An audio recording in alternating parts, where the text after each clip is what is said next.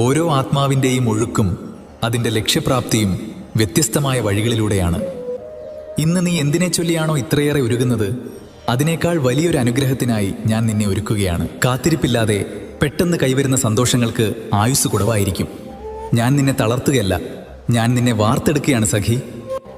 ഒരു ശില്പി കല്ലിനെ മെല്ലെ കൊത്തി പരുവപ്പെടുത്തുന്നത് പോലെ നിന്റെ ക്ഷമയെയും നിന്റെ ചിന്തകളെയും എന്നിലുള്ള നിന്റെ വിശ്വാസത്തെയും ഞാൻ അത്രമേൽ മനോഹരമായി മെനഞ്ഞെടുക്കുകയാണ്. എനിക്കറിയാം, നീ കടന്നുപോകുന്ന നിശബ്ദതകൾ എനിക്ക് നന്നായി അറിയാം. നീ ഉറങ്ങാതെ തീർത്ത രാവുകളും എന്നോടായി നീ ചൊരിഞ്ഞ കണ്ണീർത്തുള്ളികളും ഒന്നും എന്നിൽ നിന്നും മറഞ്ഞിരുന്നിട്ടില്ല.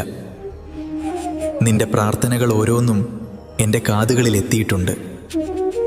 ഓരോ വീഴ്ചയിലും പിറ്റേന്ന് പുലരിയിൽ ആരും കാണാതെ നീ വീണ്ടും എഴുന്നേറ്റ് നിൽക്കാൻ കാണിക്കുന്ന ആ മനക്കരുത്തുണ്ടല്ലോ, അതാണ് എനിക്ക് നിന്നിലുള്ള ഏറ്റവും വലിയ പ്രീതി.